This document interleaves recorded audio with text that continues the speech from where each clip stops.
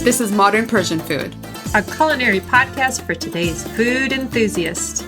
We talk about classic Persian flavors, modern recipes, and embracing culture and identity through food. I'm Bita. And I'm also Bita. Welcome to our show. Hi, welcome to episode 118 with Andy Baraghani. We're honored to be joined by culinary expert and cookbook writer. Andy June started a food career at high-end restaurants, including Chez Panisse, and was an influential writer at Bon Appetit, introducing Persian food to a broader audience. Most recently, he's put out a great award-winning cookbook called The Cook You Want to Be, and we're going to be exploring some of the sour recipes. I'm joined, as usual, by my partner and co-host, the other Beata June. And as mentioned, Auntie June. Hi, guys. Hi, everybody. Thank you for having me, Beata and Bita June. Yeah, thank you so much for joining us, Auntie June. This is such a great opportunity for us. We are so excited to chat with you and talk about some fun stuff. I had the pleasure of meeting you when you were on your book tour here in San Francisco. I have my beautiful signed copy with me. And yeah, we love spending time with your cookbook, and we're super excited to have you on the show. So we thought we would kind of pick your brain a little bit, get a little bit of perspective from your background of kind of growing up in a Persian household, kind of your experiences, how that kind of led you to become the chef that you are. And then also, we would love to talk about Torshi. Love. You have it as part of one of your recipes here with like pickling. And, you know, Torshi and sours in Persian cooking and beyond. I think that there's like a lot to be said. So we'd love to kind of deep dive into that topic with you here today.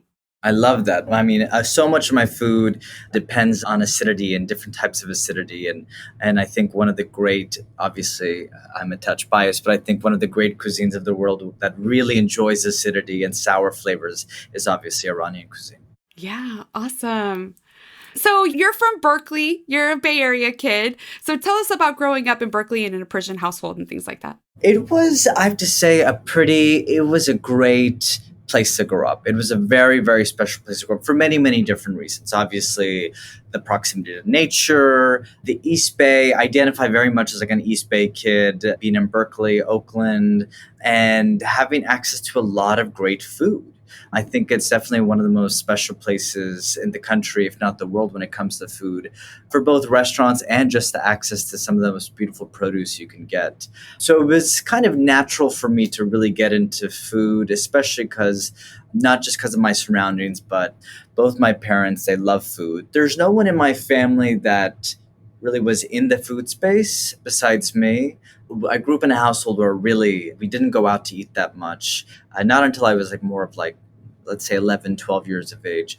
But my mother is a very, very good cook, a very creative cook, I should say. And so she definitely cooked most meals every night. Yeah, I hear you. We are so blessed to have such an abundance of really fresh and beautiful produce around here in the Bay Area. So we are really lucky. And yeah, growing up in a Persian family, definitely you get to taste a lot of different flavors, and just being part of that whole process of cooking Persian food, it can be pretty labor intensive. No, it is one of those cuisines where it's it is quite labor intensive. There are many kind of steps and traditions. And I think I was a very observant kid. I like to think I'm still pretty observant, but as an adult. But I think I was very drawn, obviously, to Iranian food because those flavors, those acidic, tangy, herby, floral flavors are really the first flavors that I was introduced to as a kid. Mm-hmm. And I think for me, that was the cuisine that kind of instilled my love for food.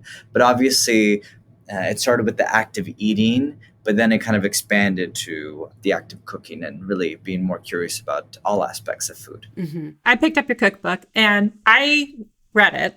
So I'm one of those people, and I don't know if this is normal, but I read cookbooks from cover to cover. I love that. Yeah. And I feel like your cookbook, The Cook You Want to Be, I don't know, it sort of made me feel like I know you a little bit. But one of my favorite parts was the part that you wrote about kuku sabzi. Yes, yes. It kind of shed some light, into your backstory. And you mentioned that I think your mom had a little hand injury. And so you had to take over with chopping the herbs. And it was just a really nice story. I was approached to write a cookbook a while back before I even thought about writing a cookbook, maybe 7 or 8 years ago. And I really I held back. I wasn't ready to write a book, I should say. I knew that one day I wanted to, but I wasn't sure then. And then when eventually the time came that I felt ready, it was really after I wrote an essay about how my ethnic identity and my sexual identity are connected through food. And that essay that I wrote, it was for Bon Appetit back in, I think, 2018 or 2017. That kind of prompted me to kind of really feel like I should be writing more, and was approached to kind of write a book. And I thought, there's so many great cookbooks. We really are in a renaissance when it comes to cookbooks. My book aside, there's just really have been so many thoughtful, creative cookbooks that have been coming out in the last few years. I think when I decided to write this book, I knew I wanted it to be personal and touch on certain stories of my life. But I really also wanted to talk about the lessons that I've learned throughout my life. And I thought about what are the kind of aspects that make me the kind of cook that I am. And I thought, well, the very first aspect is being first generation Iranian American and how that has shaped me as a cook, along with my time working in restaurant kitchens in California and New York, and then my travels alone, and then finally the kind of time I've spent in food media testing recipes. And all of these kind of different spaces have really influenced me, whether it's my flavors or my approach to cooking or the way I write. And so I kind of wanted to distill those lessons down to the pages of the book and really pass those lessons on to the reader so that they can discover the cook they want to be. Yeah, beautiful. Thank you for sharing all that. That's really touching. Regarding kuku, that's one of my favorite and go-to recipes. I take a lot of shortcuts and hacks to it. So sometimes it's a little bit more of a bastardized recipe, but really all those kind of fresh herbs and the eggs and everything that in that dish really make it such a special dish and so delicious and healthy. I always feel so good after eating it. I'm I got all these greens in and I felt good about it. It's a very forgiving dish. I think it might be the first Persian recipe that I developed, and it really took off. And now when I think about it, it makes perfect sense because a lot of these ingredients are simple ingredients that everybody has at home. The kind of trinity of herbs is parsley, cilantro, and dill. But the truth is, you can kind of play with that, and you could add in some kale or Swiss chard or different herb, eggs, which most people have all the time, and some kind of oniony thing, whether that's scallions or leeks or onions, and turmeric. And it's just about really the amounts that you need to get right. And I think pushing people to put a copious amount of herbs that they would never ever think. I see people calling kuku a frittata, and I'm like, well, you would never ever see that much herbs in a frittata, and I'm actually more interested in calling a frittata a kuku if that's where we're going to go at. Yeah, absolutely. I want to try your version. I love that it stays green. Yes. So I do want to try your technique. I have to say that, the traditional way when it's all brown everywhere isn't as appealing and sort of dripping with oil the normal way that it's made. And so I love that it keeps the fresh and green essence of it. So I definitely want to try that strategy. But just one more thing on this cookbook is that it is not a 100% Persian recipe cookbook. There are a handful of them. You definitely get your background and how Persian upbringing and flavors have influenced you, especially in the citric. But what I really appreciate about it is that it's not intimidating. Your recipes and ingredients and things they're simple. And, it starts with here's some simple equipment and here's some basic ingredients. And I love that about it, that you are this renowned chef, but meanwhile, you put out a cookbook that I think anybody can, make something from. And there are definitely some things in here I'm going to try. It was very important to me. It was when I left working in the restaurant industry and went into kind of food media, it definitely was a learning curve for me. I didn't have all these resources and prep cooks and access to all these different ingredients and vendors. I really had to think about the home cook. Mhm. And I will say that it took me definitely a good amount of time, well over a year, to really understand and think about the home cook in a thoughtful way. In the beginning, I would develop recipes that had a long list of ingredients that were very technical, that were elaborate, and they were really delicious, beautiful recipes, but no one made it. And if no one's making it, then what am I doing? Who am I developing this recipe for? And so I definitely made some adjustments, and I kind of made this rule where if I can't make the recipe, or if I won't make the recipe in my tiny studio kitchen at home, then I shouldn't be developing it for other home cooks. And I think another rule that I applied while I developed recipes for magazines, but I also applied this rule to my book, is I think a lot of home cooks are willing to try a new ingredient, Mhm. but it's really hard for them to try a new ingredient and then present this really, really technical recipe. And on the flip side, I think you could tell people to try a new technique, but it's less likely they'll try that technique if there's a long list of ingredients. You kind of have to do one or the other. And for this book, I knew that Iranian food and Iranian flavors has had such a huge impact in my food and how I approach the kitchen. But I definitely didn't want to write an Iranian cookbook. And not to say that I'm opposed to doing that in the future, but I find that a lot of people who are first generation like myself or immigrants, they end up being kind of confined to the cuisine that they grew up with. And I thought, well, Iranian food has had huge impact, but it's just one aspect of my food and cooking. So I wanted to kind of present as much as I can. Awesome. Very insightful. So, talking about some very basic ingredients that can morph into a delicious dish or a side dish or condiment, depending on what you want to call it, let's talk about torshi. Yes. So torshi is kind of like pickled vegetables. So you can get pretty basic ingredients in there. But we were wondering if you would share with us a torshi recipe that people can try to make at home. And also, let's just talk about kind of like the sour and tart flavors in Persian cooking and beyond, and how that really accentuates the flavors of the other foods, and how that really like kind of like brings so much balance and brightness to dishes where you may not even think that why are we putting a sour element to this, but it really does brighten it up. So I grew up in a household where I like to say that my mother's side had a deep understanding for the backbone of Iranian cuisine. Mhm. And what I mean by that is the rice dishes, the polos, the khoreshes. They really have a range of dishes. And I look at my father's side as having a better understanding when it comes to the jams and pickles of Iranian food. I Mhm. think the morabbas and the torshis. So it was very a nice kind of compliment that Yeah. that mom and dad are together. I think when it comes to torshi, there's obviously many variations, and just like pickles in other countries around the world, like there's no set recipe. There's obviously certain torshis that have become very well known, like torshi elite or torshi badamjun, torshi makhlut, or sear torshi. Mhm. My dad and my grandparents, his parents, they definitely would do large batches once a year. So obviously large batches of sear torshi that they would make and then wait for X amount of years before enjoying it. Yeah, so torsh means sour. Torshi are I guess, like pickles. And so sear torshi means garlic pickles, which I mean, to me, I don't know if it's the most famous, but it's certainly the one that I think about the most. And it's whole heads of garlic that have been pickled.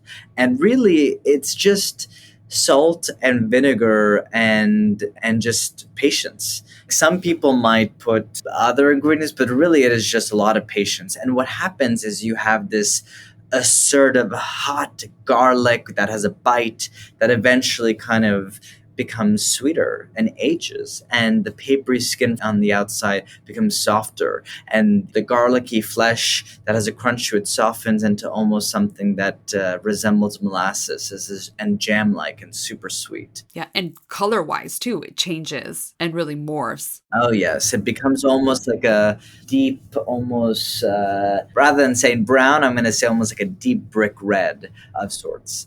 Yeah, but it's a really wonderful pickle that acts as an accompaniment. And just like with so many other pickles around the world, you eat certain pickles with certain dishes to provide balance, and it adds acidity because some dishes, some khoreshes, some meats, they're quite fatty. So you eat the kind of acidic ingredients to kind of to balance all those flavors. But to me, like there's something about Persian pickles, they're quite intense. They are not subtle to me at all. Like they're not as, let's say, certain kind of American style pickles that can be sweet or salty, and they might have like a bay leaf or this, or there might be spicy. Like, Mhm.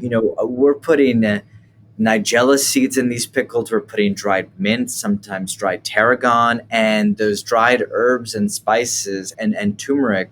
Things like this will add another layer of kind of funkiness that you already get with like pickles with vinegar and salt. Yeah, I mean, Persian Torshi definitely has a punch. Like, not only can you taste like a really strong flavor when you eat it, but also as soon as that jar is opened, like you can smell that there's Torshi. So it definitely is a very powerful smell. And I think that Torshi Lite and Torshi Makhlut is almost like the same. It's a mixture. Interchangeable. Yeah, a mixture of it, of all these different ingredients, carrots and onions, and then I think like cauliflower. Yeah. Cauliflower for sure. Yeah. What is there? There's cauliflower, there's like shallots, there's garlic. What's in the sort of like the most traditional one that you remember? I think of cauliflower, I think of carrot. Yeah.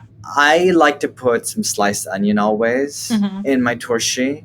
Some people might chop it up. I like it sliced. Obviously, with any kind of oniony ingredient, the finer you cut it, the stronger it is. So I like to kind of keep it a little longer. I really enjoy the dried herbs. I think like a little bit of dried mint and dried tarragon makes it very, very special.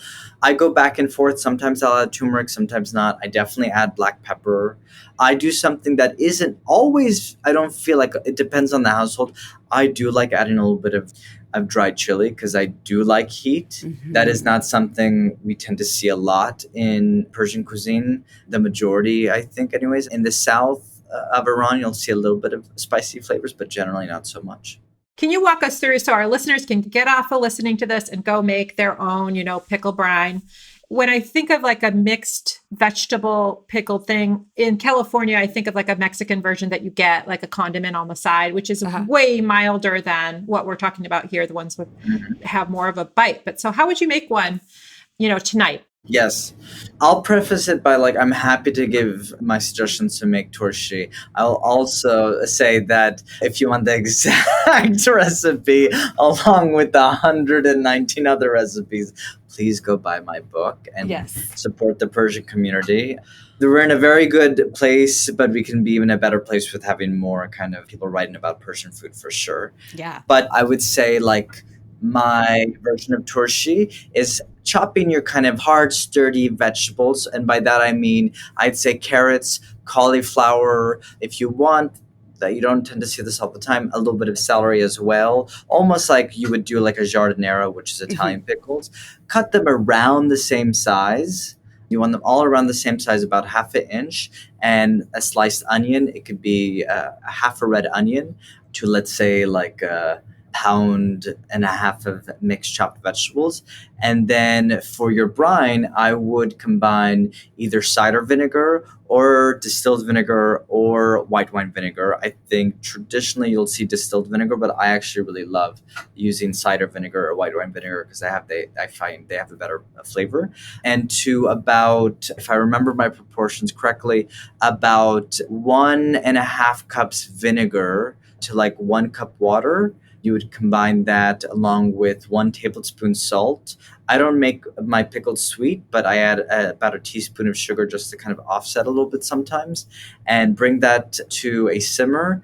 And then I throw in about a tablespoon of dried mint, dried tarragon. I'll throw in some coriander seeds, black pepper seeds, a pinch of red pepper flakes if you want some heat, about like a quarter teaspoon to a half teaspoon. And then I pour the hot brine over the mixed vegetables. I also think some like just a crushed clove of garlic or two would be good in the brine. And if you want, totally optional, you could add turmeric, but sometimes I leave it out. And when you pour the hot brine over the vegetables, you are slightly cooking the vegetables. So they will have a crunch to them, but they won't be as crunchy if you let the brine cool and then poured it over. If you do a cold brine, meaning you just let the brine cool and pour it over, then I would just allow for the pickling time to go for a little bit longer. But generally, if you're doing a hot brine, the pickles should be ready within 2-3 days to taste. Really? I thought it was like weeks and months and a year. No. They're delicious, like the end of the day, if you give it a few hours, but even more delicious in a few days. With a cold brine, it's going to take a little bit longer, and I'd say after 5 days. But these are quick pickles. So this is why I developed these recipes. I don't expect people to wait years to try their pickles. Yeah, absolutely. I love that. Yeah, thank you. So that's great. So you don't even actually have to cook the vegetables first. You just have to chop a bunch, make a brine, and cover it. Yes. And then just pointing out that there's going to be regional differences based on where people's families are from. So that recipe can definitely change. And some people will actually put fruit, I've seen, in torshi as well. So you can really kind of play around with like different versions to see what you like. Whenever I kind of think about torshi in like a Persian household, I always just like have a visual of the jar itself. And I don't know if it was like this when you were growing up or not, but I always feel like the Persian pickles are always like in an old pickle jar, some sort of like reused, cleaned out jar that they're now using for like Persian torshi. I think that that's kind of cute. I don't know if you guys have that experience. They're never a proper pickle jar. They're always some kind of jar. Sometimes, I mean, they should be glass, but oftentimes they're not glass, I find. But no, it's always a little bit makeshifty. But I like to think that actually makes it maybe part of the charm. Yeah. How do you eat torshi? I mean, you're not necessarily going to go eat it like with a spoonful necessarily, but what's your favorite way to eat torshi? So I would say it depends on the dish. And for me, there's certain Iranian dishes like fesenjun, which is a stew made out of walnuts and pomegranate molasses and can be made with chicken or certain other proteins. And it's like this thick stew that's sweet and sour. You shouldn't be eating torshi with that dish because it already has enough acidity. Right. So for something like that, it doesn't necessarily make sense. But my favorite dish to eat torshi with is abgusht. And for those listening who aren't familiar with abgusht, the translation for abgusht is not one that is appealing. But the actual dish itself is amazing. Ab means water and gush means meat. So basically meat water. Yeah. But it's not like exactly that. Meat broth. I should make it a little bit more appealing. I'm like, water. But it's literal. I do that too. So the way this dish is made is you take lamb shanks, chickpeas, dried chickpeas, dried navy beans, that's a kind of white bean, and then potatoes, peeled potatoes chopped up, and then tomato paste, turmeric, dried limes, water. That's in the most barest form. That's what I find what really it is. And you just cook it.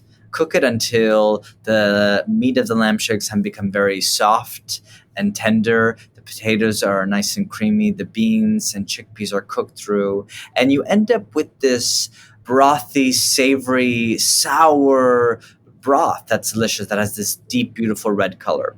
And you strain the liquid, and then you're left with the solids, and you pick the meat from the bones. And if you're me or my father or a good Iranian, you suck the marrow, the maghz al-sukhun from the bones. And then you mash up the beans and potatoes and the meat until you have this kind of paste of sorts. And then you have this really delicious kind of meat potato mash. There's a Persian term. Gush kubide. Gush kubide. Gush kubide. I'm getting really hungry. I know, me too. I'm getting so hungry. I love abgusht. Yeah, it's so good. So you end up having this bowl of this beautiful broth, the gush kubide, the mashed up the meat, and then I always like to have it with a platter of sabzi khordan, mixed raw herbs, radish tops, parsley, cilantro, mint, dill, tarragon, a raw onion, radishes, dour, which is a yogurt drink, a carbonated yogurt drink that's a little bit salty and tangy, and then seared torshi. You could eat it with other torshi, but I find seared torshi is the one that is serves best. Oh my God. Yum. And the one other thing that I forgot is you eat it with sangak bread, which is bread that's cooked on hot pebbles of stored stones, and it creates these beautiful divots, and then sprinkled with sesame seeds and nigella seeds. And you tear the kind of crusty bread and put it in the broth to soak it up, and you try to get the perfect bite.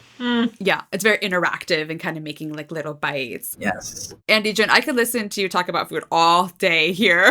I know. I feel like we might have to have you again in the future. I know. We'd love that. Yes, I would love that. Well, this has been like such a great pleasure for everyone who's listening. The cook you want to be, find it at your favorite bookstore, online, anywhere you want to go. The pickle recipe that we were just talking about is on page 38. If you guys want to get more details on that, it's a great book, beautiful illustrations. Andy, Jen, where can everyone find you? You can find me on, the easiest is probably Instagram. That I update that the most. I just kind of am finishing a big leg of my book tour. There will be additional events for the fall and winter, and I will be launching a newsletter that will have recipes and a lot more things that I will officially announce next month.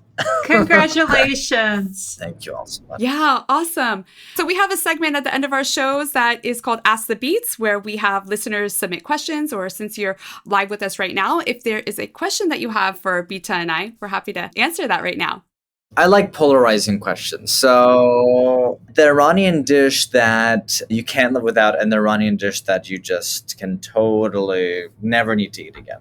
Oh, wow. Mm-hmm. Okay. Bita, do you have an answer? You want to go first? Yeah. Okay, go for it. Yeah, the Persian dish I can't live without is lubia polo. My mom makes it, and everybody in our family loves it. I have grown kids, but, you know, I have memories. That's what they ask for, and that's what she makes, and that's what she brings, and that's what, you know, everybody likes. There's no one that's unhappy. Everyone's excited about lubia polo, myself included. And the way that my mom makes it and the spices that she uses are so comforting. That's my favorite. The one I could do without, I guess I have some sort of aversions to certain meats and cuts of meat. So anything that's like a part of the body that I don't want to think too much about, not super crazy about, like tongue and brain and feet and things like that. So that's mine. Okay, fair enough. Thank you. I think my kind of favorite dish that is just one of those comfort, cozy dishes that, you know, I love Persian food. I love food in general. So there's not very many things that I don't love. And I do love so many different kinds of foods. But the one Persian dish that is just like, is so cozy and comforting to me is ash rishte. Oh, yeah. I think ash rishte is like my favorite. And I love sharing that with people. And I love the classic way to make it. And I love like the easy cheat way to make it. Like, it's just my favorite is ash rishte. I could not live without ash rishte. And for a dish that I could care less for, the things that Bita just said, some of those cuts of meat, I just don't know them very well. I'll definitely eat them, but I just don't know them very well. But I would say the thing about Persian cooking that I don't like as much, if we wanted to take it just a step back of it from not necessarily the food specific, but like sometimes when you go for a very authentic recipe, there's a lot of dishes and I don't really like doing dishes. So if there's a way that we could kind of cut out all the pots and pans and the dishes that go along with making Persian food from scratch, I could go without that. But from a food standpoint, I'm happy to eat it all.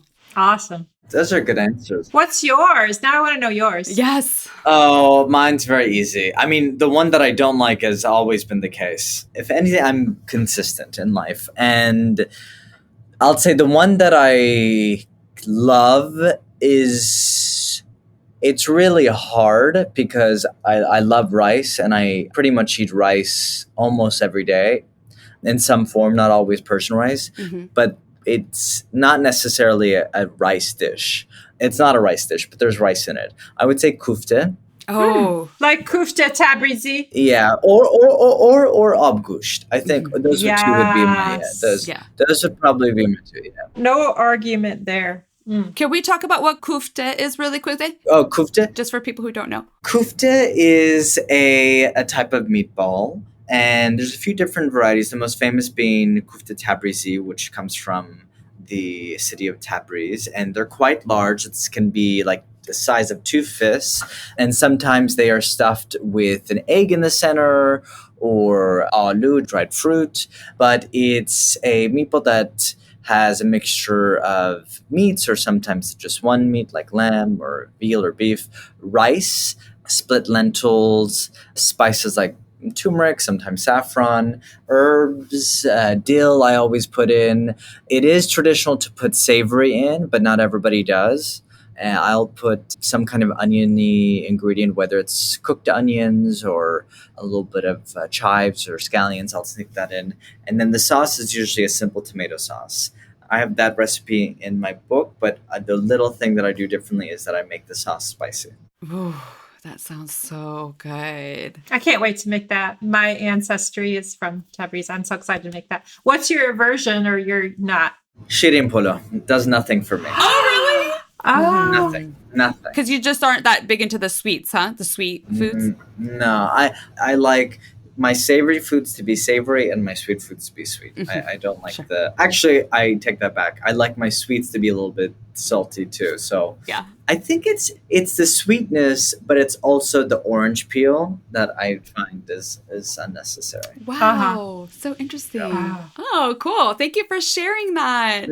Yeah, I love knowing that. That was fun. This has been so much fun. Andy Jun, thank you so much for taking the time. We are so proud of you and so honored that you took the time to sit and chat with us today.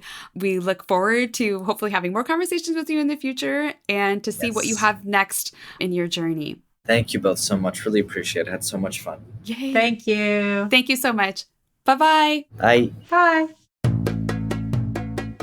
You've been listening to the Modern Persian Food Podcast with Beata and Bita. Thanks for spending time with us. If you've enjoyed what you heard today, consider telling a friend or giving us a good rating. You can subscribe to our show for free on your favorite podcasting app or find us online at modernpersianfood.com or on Instagram for the recipes and information we talked about today. We'd love to hear your thoughts and see you next time.